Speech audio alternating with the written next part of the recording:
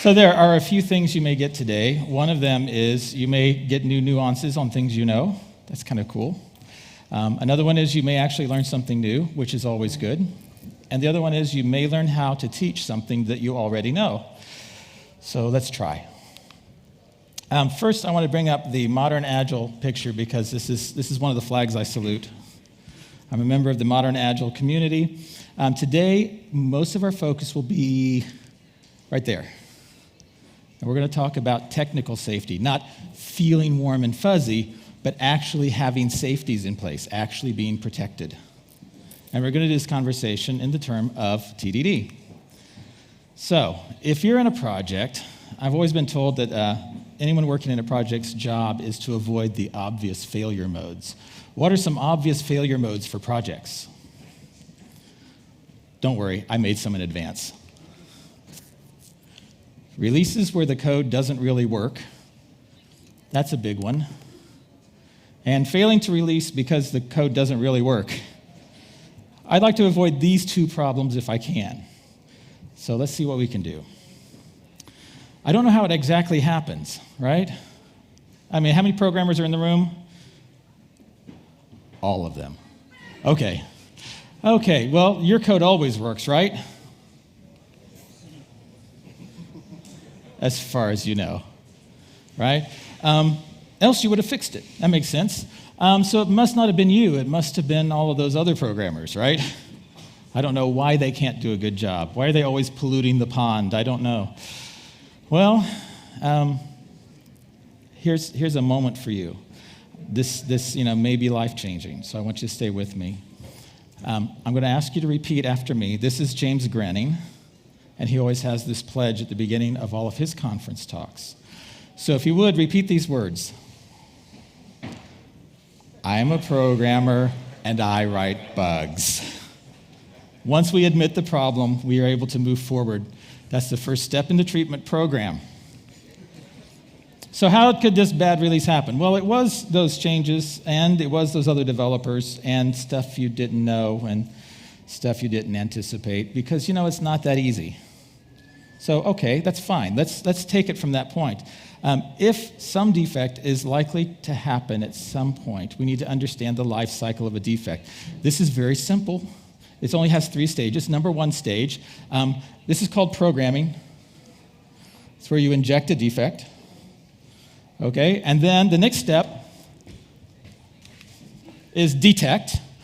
And then finally, correct, right? Simple idea. Inject, detect, correct. That's a bug. Everybody okay with that? Cool. Then we'll move on. It turns out that the states aren't that interesting. The real interesting thing is the space between them. So I'll mark it A and B. Now, it turns out that there is a relationship here that's very interesting. It turns out that the time of B is a function of the time of A. Isn't that interesting? Okay. Let's explore that just for a second. Let's say that as you're typing the code, you suddenly realize you're typing the wrong thing. How long does it take you to fix that? Yeah, very, very little time. Seconds, maybe.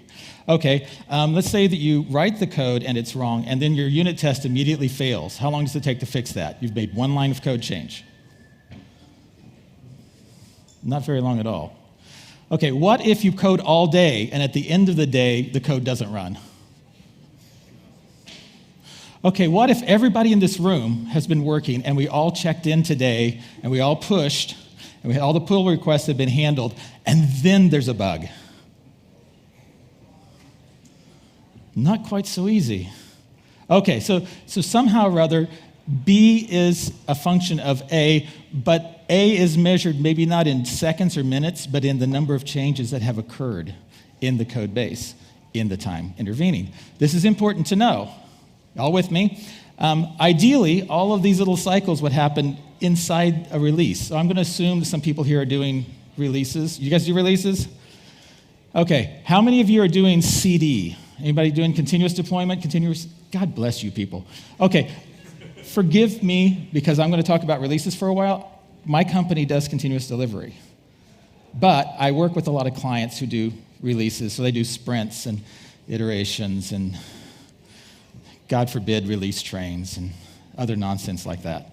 So we want these all to happen inside the release. It would be nice if we, were able to close all of those periods within. So we want them to be very, very, very tiny. We really want to operate on this rule. The nice thing about being a programmer is if your error does not escape into the wild, it never happened, right? If it stays inside your team and it never has to go out to some formal testing body, there is no bug to write up. It never happened. We like that. Are there any perfect programmers? As far as you know. The best ones, you don't know that they're making their mistakes. They're quick.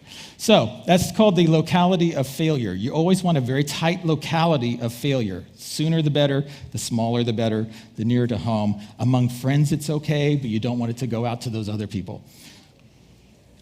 We don't like this.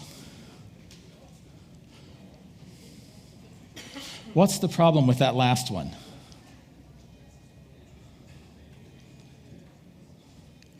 Well, when we found it over here on the edge, it was too late to recover. And now there's a bug, and it gets escaped. We don't like those. So, technical safety means safe failures. So what we really want is that failures should be discovered. Great idea. Also, that it should be in the shortest possible period and with the least consequence, and leaving maximum recovery time. So we like things to be done early, soon, nice. Okay, so we'll talk through this a little bit. The trick is that an error should not become a crisis. So, whoa. Hi, Stanley. So TDD is all about catching errors, in your opinion? Well, no, Stanley. It's really not a testing discipline, right? We know that. It is a work hygiene. TDD is a work hygiene. It has a couple pieces. You work in tiny steps. You specify before implementing. You support your refactoring. Testing is a work hygiene. TDD is. Sorry, it's not a testing discipline at all. Easy enough? Except then it spots errors, and it's kind of like a testing discipline, but whatever. It's complicated. So complicated. Oh, wait, I'm a consultant and I'm giving a talk. Hold on. There we go. Complicated. It's complicated. So your code is kind of deterministic, generally speaking. Okay, all of you who have like 1,000 servers out in the world in the cloud, and a dozen containers that are all in different versions, and okay, it may not be as obviously deterministic. Sometimes it's hard to tell. It looks kind of chaotic. But I would bet when something goes wrong, it was a programming bug, most of the time. Most of the time. Okay, many side effects or effects, many components, interacting rules, blah. Okay, now when we're developing software, though, I think we're not just complicated. I think we're actually complex, in case that's helpful. But basically what that means is that the best practices may not apply, and good practices don't always stay good. We have to constantly reevaluate things because we live in this weird place over here called complex when we're developing. So that's where we need the safety. Well, we need safety in the code too. But anyway, we're not going to talk about this. Now, sometimes things work. And they pass the tests. They seem to be okay, even though maybe they're not the best idea. And then there's some other things that never work to begin with and can never be fixed to make it work. What seems to work okay is that we set a goal, we act on it, and we evaluate the result. Now, that seems to be a reasonable path through the areas that we're visiting. Some Cynefin doctor is going to come up here and get mad at me. But that's okay. If it's so, up in the corner, there's my Twitter handle, and you can tell everybody you think I'm a nut. But that's okay. I don't mind. I own it. So there's a whole bunch of things that are the test-first disciplines in the world. We've got actually TDD and BDD and ATDD and hypothesis-driven and story test-driven and lean startup and chartering and the language from Tom Gilb from a million years ago. Look it up. That's kind of cool, actually. Especially if you're managers and you're really involved with the business side of things you're doing. Tom Gilb, G-I-L-B. It's like glib, spelled sideways. And you'll find his planning language, the planguage, to be very useful. Today we're not going to deal with all of those because we have a very short time period. So we're going to talk about test-driven development. The distinguishing factor of that is that we use micro-tests. And this is a famous word coined by GPA Mike Hill. And if you want to find out about micro-tests, the best way is to go to YouTube and look up micro-test video, and he will explain it to you in about half of the time I have remaining, so I can't do it right now. But micro-tests are tiny, tiny, tiny tests, easy to write, plentiful, painless to throw away. We're talking like you should be able to run about 10,000 tests in 45 seconds. That's how tiny the tests are. 0.006 or something. Almost immeasurably fast. Okay, that's test-driven development. That's where we go. There's a problem with test-driven development in general, and that's the word test. And that confuses people, right? So what do we mean by test? Well, maybe we would be better off this much if we called them something different. I don't know, like scenarios. But I'm not going to try to change the language. I just try to define the term for you, right? A scenario would be what? A scenario would be one action in a context with an expected result. And that's pretty good. And if they're really, really tiny, then you get micro-tests, and that drives TDD. Those are going to be helpful to us in two different ways.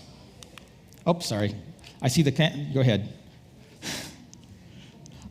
I don't want to hurry that much. If you want pictures, I'll try to wait for you. We have part of our industrial logic e-learning, which is where this comes from. We have talk about specifying scenarios safely. And there are two roles for every scenario. They begin as a guide. So here I have a picture of a wilderness guide from the American Wild Frontier days. So they help us understand the feature we're going to implement. They give some concrete examples. We automate those as tests. We drive the development process off of these tests.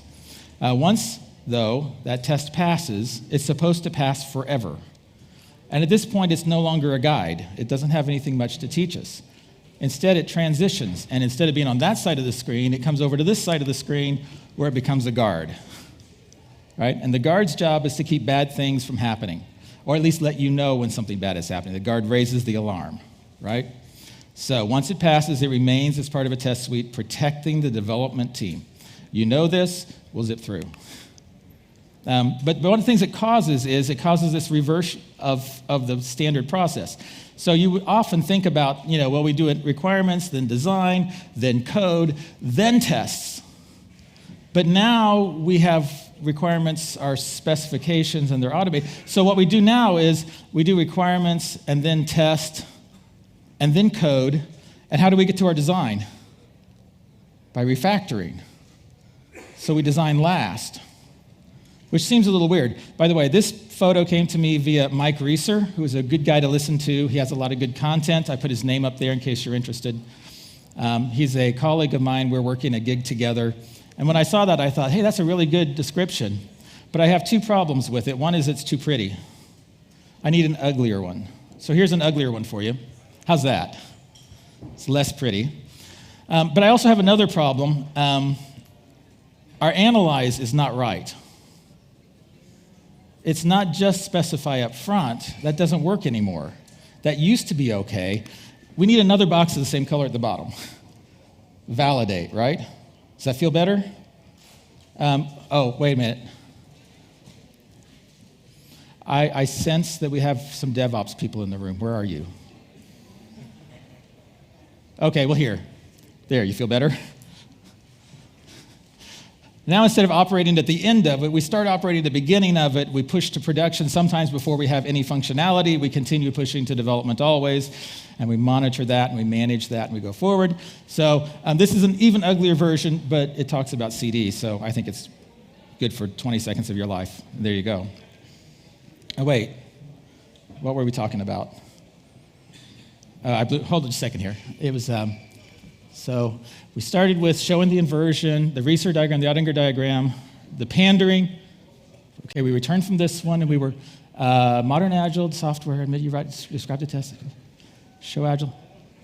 Oh, yeah, okay, TDD. So here's a picture somebody drew of TDD for us, and this one is just a two-box diagram. That's really simple, except they didn't write refactor on the left side, so I don't really like this one. But I have the URL for it in case you want to go find out what they were about. Here's another one. I drew this one. I know, you're impressed with my artistic skills. I don't like this one. I'll tell you why it's wrong in a minute, but first I'll tell you why it's right, okay? You have to write a test that goes red. Why? Well, if it doesn't go red, then either your code is completely unnecessary or your test is no good, right? How else will you know if the error messages are any good? What if I wrote it and it just said, expected true, but wasn't? 6 months from now, that's not going to be a useful error message. Okay, then we have this little arrow, because when you're red, you have exactly one job, which is go to green as soon as possible. That's it. Go green. And then we go green because if it doesn't go green, your code doesn't work, which is probably the thing we're trying to prevent anyhow. And then we refactor because we don't like technical debt. If the code is junk, it slows us down. So we always refactor, and we'll at least look at these. What happens if I skip the green? Well, then I'm refactoring on red, and I don't know if my refactoring's any good. What happens if I skip the red? Well, then it's not safe to refactor. What happens if I skip the refactor? I can get away with that for how long? You have to think about it. Probably for a little while. You can probably go minutes, maybe even hours. But at some point, you're going to have to clean up this mess, right? Okay, so it is a work hygiene to follow all the steps. But there aren't enough steps. It's still wrong. By the way, I hate this one. Because they're all red. I'm thinking, no. Here's another one. This is nice because they made the arrows colors. So red, green, refactor. As long as you remember to start at like 8 o'clock, you're good. Here's a different one. They made 5 boxes.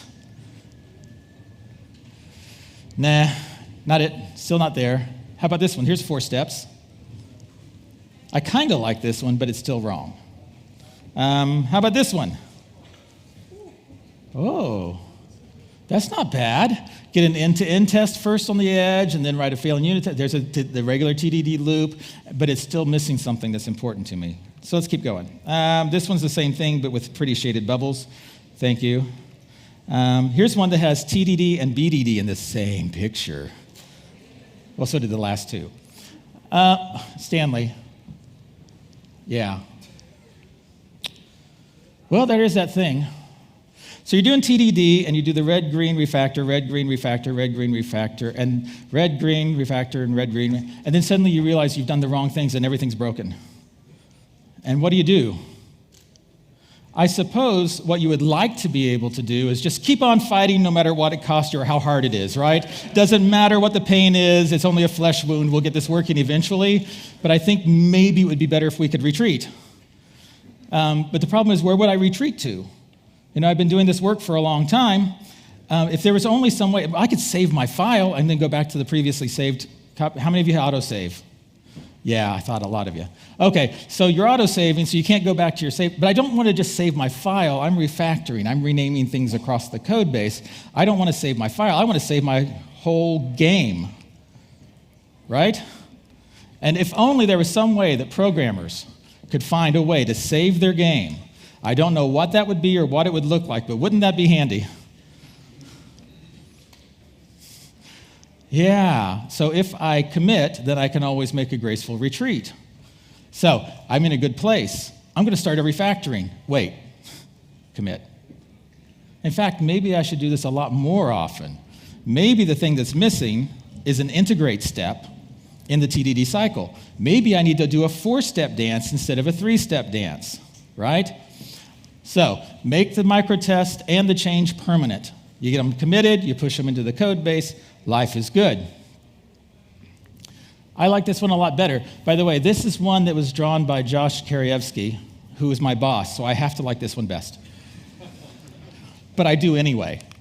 It's quite nice. So what happens if I don't integrate? I have no safe place to retreat to. So here's some more pictures. How about this one? Gargoyle software. But you know, it has a cool thing in here. Look, check it in. Cool, they figured it out. Still ugly. How about this one? There it is, over on that side. Deploy and run tests on target. That even goes live. That's even better. I like these. Now, those are fine if you're dancing by yourself. But if you're not dancing with yourself, we have a different problem. We're going to go to a new context. Because, context is timing is everything, right? I think context is everything else. Anyway, so probably you're doing evolutionary design. So you're making things that work and then successively refining and expanding the functionality of the system, right? We do that, right? Do something thin, make it fatter, make it fatter, make it fatter. I've been working on that for years. It's going great. So this is a way that we do things. Probably also you're in multiple devs and multiple teams inside. Wait a minute. That doesn't look right. Why is that wrong? Oh, I found it. Do you guys see the bug? That's an incredibly bad idea. That's really dumb. None of us would ever make a bug team, right? Damn, you guys are quiet. Okay. Here, I'll fix it. There we go. So now with this fixed, you have multiple people working in your code base and multiple teams possibly working in your code base, and that's a cool thing. So, as we know, if each team does a great job and we add all their code together, at the end, we will have a perfectly working system, right?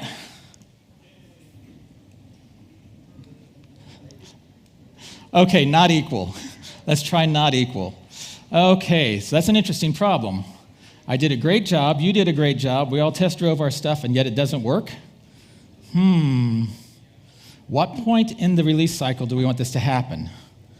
As late as possible? As early as possible. Okay. There is a thing we have to deal with, especially those of you who are going to become managers soon, and by the way, you will. There are only a few things in life that are guaranteed.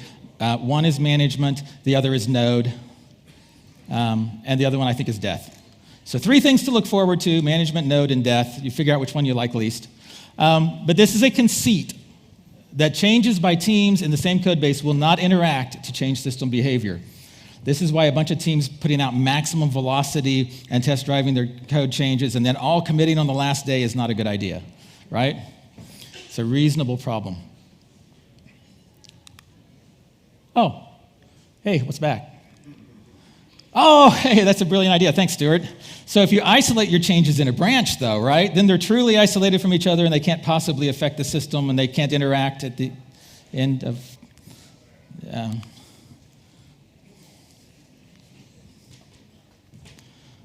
Not really. Okay, this is the avoidance fallacy. The avoidance fallacy is that pain deferred is pain avoided. If I can put off my visit to the dentist, my teeth will be fine, right? And if I don't go to the doctor, I can't possibly get a bad diagnosis. And if I don't exercise, then I'll never be sore and tired. I'll be fine. I can exercise later, right? And I can go on that diet next year. Right? We can always defer the pain, and then we have avoided the pain entirely, right? Anything put off can never come back and haunt us. I think there's trouble brewing. And if you can't see that in the back, this is Ed's dingo farm next door to Doreen's nursery with children. Trouble brewing, all the dogs are up against the fence. Delicious baby. Stuart, I know, we just add more phase gates and reviews. That'll do it. How's that working for you? Everybody been able to prevent all problems by having phase gates and reviews? Code reviews and pull requests and git flow. Lots of git flow. That solves the problem entirely, right? No. Okay, well then what would? Well, the problem is we get an integration debt. Integration debt is the deferred and mounting cost of merging your code back in. We've had other names for that in the past. In our e-learning, there's a different name. We don't want mounting integration debt, so we knock it down all the time. And we'll talk about the other name we have for it. But right now, let's take another timeline, assuming that you're not doing CD. And you'll see that there's a big, long timeline, and there's a release at the end. This is a good thing. This is the plan. Now, let's start working in some branches, like that. Cool. Nice development. Apparently, some people do some work and then switch off to do other work. Okay, easy enough. And we integrate at the end. And we've already said that doesn't seem like a very good idea. So we might want to vary our program a little bit. So if we fixed it. So everybody does your own code, and then we spend 2 to 6 weeks or 8 to 12 months trying to fix all the things that broke when we tried to merge them all in together. It totally solves the problem. I feel completely safe now. Okay, well, maybe not. Okay, well, is there another alternative to that? This is from an e-learning course at Industrial Logic. Also, when I wrote the report engine, it lived on my machine for a month before I could check it in. Well, here, let me magnify something for you. This is a term we had. I went to a company and I worked for 14 months helping them become more agile. I found out that the average developer was maintaining 15 branches. The average age of a branch was 3 months. Do you know how you maintain 15 branches? You don't. Do you do a weekly merge, a daily merge, a monthly merge on all 15 branches? No, you kind of leave them in a hole and hope that they don't rot too much. And you hope someday you'll resurrect them. They had an awful lot of value stored up in old dead branches. And it was spoiling like milk outside of the refrigerator. It was not a good system. At the end, branches last about 6 hours. Not so bad. Doesn't rot too much in 6 hours. No more integration hell. By the way, their other big problem they had is they reached a point where the daily merge on a primary branch was taking up to 9 hours. I'll let you think about that.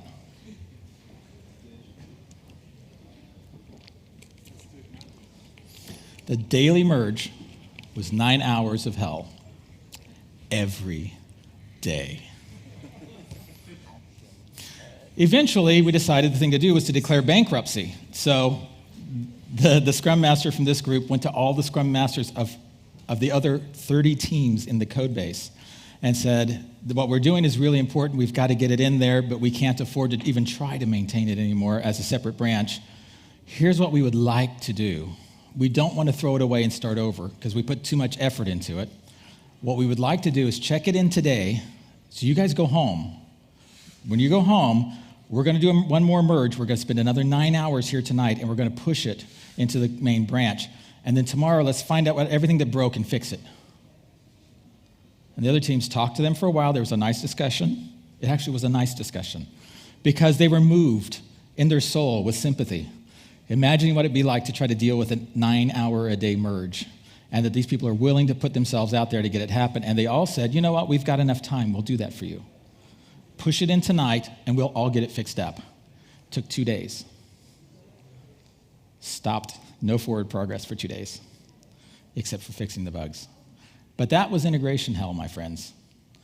But sometimes, it might have been better to pull here's the guy with the no arms, the black knight with no arms fighting his way through the jungle. Whatever. So the question is, how could you limit your exposure to late integration blowups? What have you done?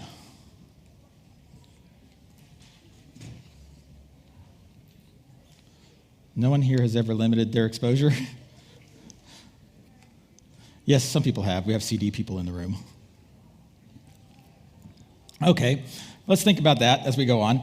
Let's take another picture. So in this one, it's the same branches, but I'm only going to highlight a couple of them. So way over here on the left, somebody was writing a report. They were doing it the old way. That kind of sucks. This next group was adding a report. Oh, wait, and up here, somebody has renamed and refactored a very central utility used all over the code base, right? Are you getting nervous about this yellow block yet? Okay, hold on. This group decided to simplify the reporting. They figured out a great simplification, so they refactored all the reporting stuff. And they added a new report in barely more than the time it took to write a report the old way. Huge improvement, right? Cool. These guys wrote a report the old way. A big one. Look at this big bar. You made extensive use of the kludgy older version of the central utility. How's that merge going to go? Not well at all. Well, that's a shame. The fact is we're refactoring, we're doing evolutionary design. We should be always making improvements all over the place. I'd like things to get better. One of the ways I assess a team, by the way, if I were ever to come and do an assessment of, in your place of work, start getting nervous now, is that I would do a quick run across your Git repo or whatever that is, and I would find the 3 most edited files of the past 2 years. I would get a copy of that file now, and I would get a copy of that file from 2 years ago. And I would lay them side by side. And I would look through the code, because I do still program after 40 years, and I would go through the code, and I would try to decide if your last 2 years of effort have been improving your code or polluting your code. And then if I find that you're polluting the code, then we'll start to investigate what kind of pressures the team has been under and what kind of skills the team has so we can figure out who to teach to do a better job with it. It's not a very mean trick. It's not a very hard trick to do. You could all do it now. In fact, you could do it Monday. Monday, when you get to work, find the 3 most edited files, print it out now, print it out 2 years ago. Take a look at the 2. Is it getting better? Is it getting worse? It's an easy question. Hopefully, the things we touch most, we keep improving. Sometimes not. And that data is useful to your managers. So how can we take advantage sooner of the changes?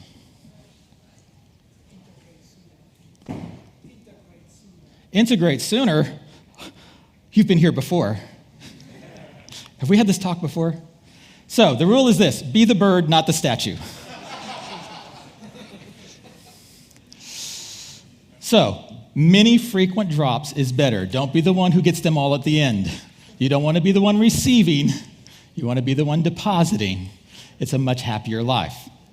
I got this from Matthew Carlson, who says he got it from Llewellyn Falco. I asked Llewellyn Falco where he got it from, and he said he has no freaking idea. So it came from somewhere. We're going to blame it on Llewellyn. But I think it's a great line. So here you go. Frequent integration. A shared line of development. What happens if I do TDD, but I don't do this? I have integration debt. Mounting, becoming more expensive, things are bad. So this is where we want to go. Now, I've got a little bit more exposition here. These are birds. See them? They pull, they push, they pull, they push, they pull, they push, they pull, they push, they pull, they push, they pull, they push. That seems to be TDD done right to me. And then you've got these other guys. These are the statues. Now, admittedly, we would like these guys to get with the program. I think that maybe they should pick this up. Now, the reason they would do that is because all of these others are going to integrate quickly and take advantage of all the newest improvements. So everybody else's job is easier except these 3. And what happens at the end of the sprint or the iteration or the month or whatever the heck you use? Late integration. But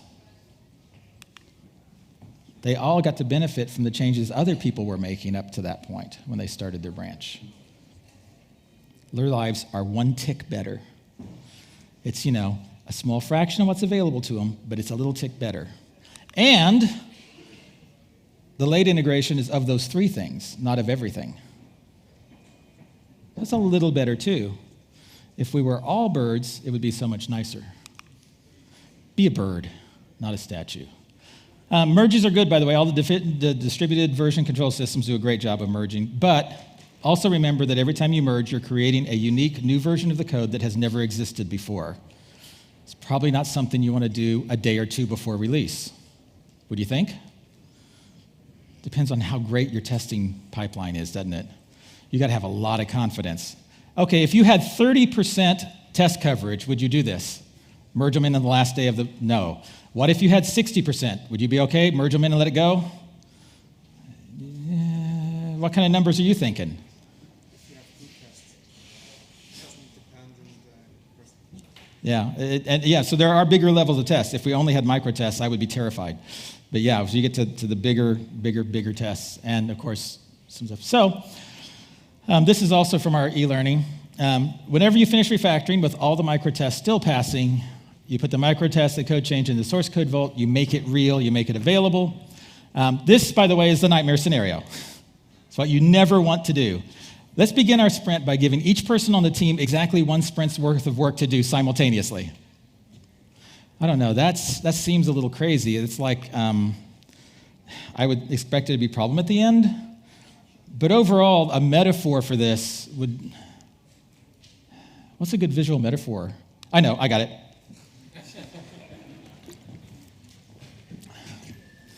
Yeah, that's face up, mouth open being the statue. We're looking for bad things to happen. Yes, Stanley. Is it? Is this a pitch for trunk-based development? Kind of, maybe, sort of. It is? You guys doing trunk-based development already? Some of you? No, not very many? A few? Do you like it better? Has it given you more trouble or less trouble? Much less, much less, much less. Yeah, everybody says, oh, we can't do that. It's going to cause a lot more trouble. We're going to have a lot more breakage and things are going to be polluting each other's changes and it's going to go horribly wrong. And there's no reason it doesn't except for the fact that it never does. I don't know why.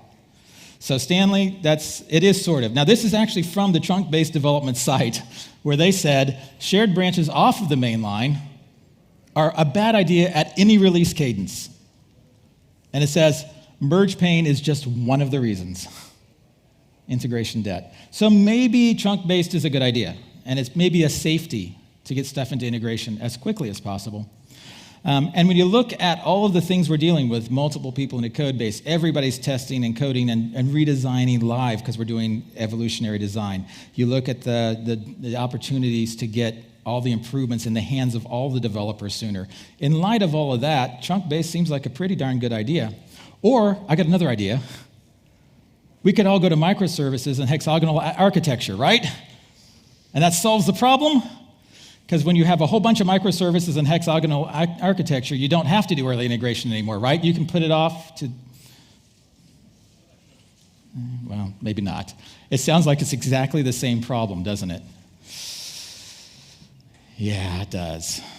But the difference is now you have to test it in a swarm. It's okay. It's okay. That's not a bad thing to do. Testing in a swarm, I think, is a good idea. But it does, you can't defer the pain because it doesn't go away. It just mounts.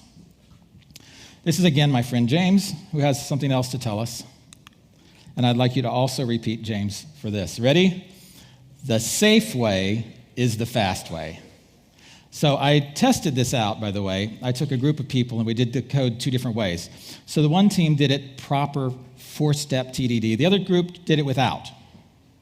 And we had them write the same code. And it was a simple bit of code. This isn't scientific. I am not a researcher. Everything I tell you is more on the lines of useful observational comedy. I've tried it myself. It might work great for you. So what we did was we took the 2 teams and we had split them up and we did the work 2 different ways. So the team that did not use any of the TDD and these good practices of integration as they go, that team, some members of the team were done in 60% of the time it took the people doing TDD. A 40% savings, except that they had no tests at all. Refactoring was completely dangerous. But that's significant. What if you could carve 40% off your time? You'd do that, right? It sounds pretty appealing. Okay, but I tell you, that was like 12 people. 2 people had that savings. Everybody else on the team took 2.5 times as long as the people who did TDD. Do you know why? Because as they were coding the solution, they made at least one mistake.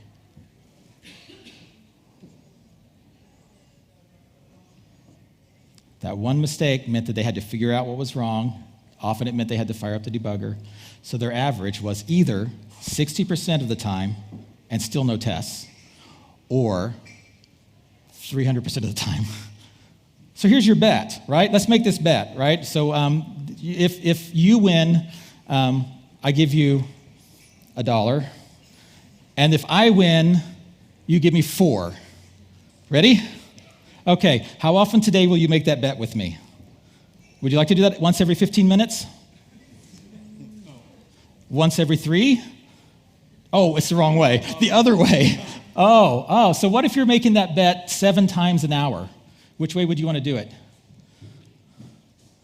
Probably the safe way, because on average, that's the fast way, because when you lose big. When you win small. So, four-step TDD, the four-step dance. This is the way it all works. This is the way we love it. We find out that in our modern Agile values, it supports delivering value continuously. It helps us experiment and learn rapidly. It is a safety prerequisite. It takes care of us, and it helps make all of our developers awesome, which is a great thing. Everybody has a great record because very few mistakes ever make it past the integration and into the real world. They don't escape. They never happened. That's what I have for you today. I'm Tim Ottinger. That's my otter. I want you to think about it.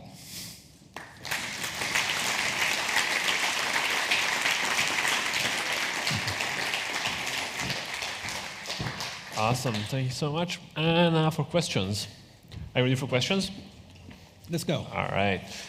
Hi, Tim. Do you have any opinion on the software craftsmanship movement? Yes. Okay. Good, sorry. next. I think that the mechanics and the care for code that comes out of the craftsmanship movement is great. I hate the name. I think it should be called software craft.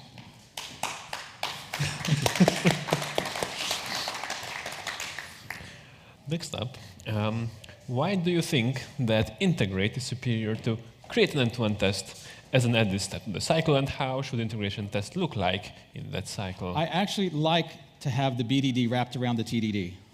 I really do. I like the whole, and I know there's a testing pyramid, and we tend to pretty much go by that. So you need more. There has to be plenty of other tests as well. I like the end-to-end test, but I think that even if you have the end-to-end test, you need to get that integration in there, because integration debt is too much to pay, and you're not going to solve that just by having an end-to-end test.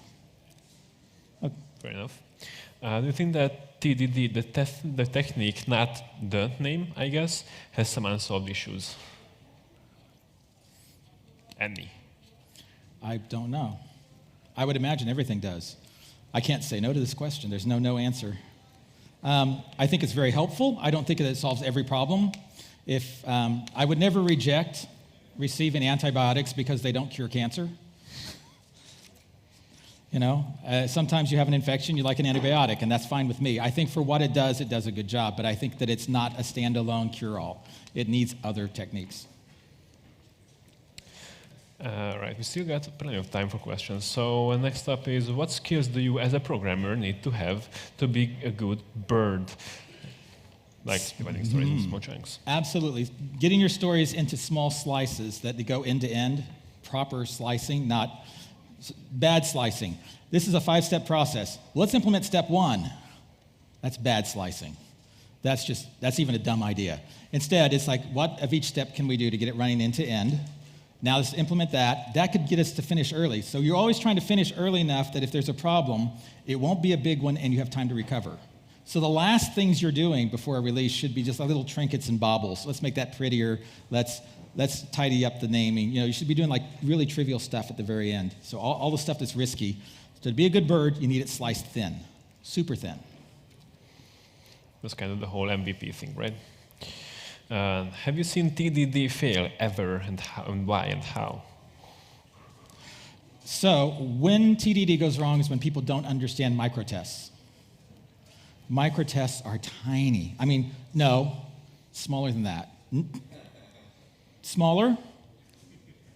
There you go. That's how tiny they are. And if they're not that tiny, then you can't afford to throw them away, and you can't afford to write lots of them, and you can't afford to have them protect your code. When people write Mongo tests, unit tests, which units, I think that's euphemistically used, really bad tests, then you should not try to do TDD with those. They're horrible. They've got to be tiny and easy to write. And so you learn to make your code easy to write by writing tiny tests. But every time it's failed, it's because people are writing mega tests and using a unit test framework to do it. And that's, okay. If your tests take 0.8 seconds to run, how often would you run them?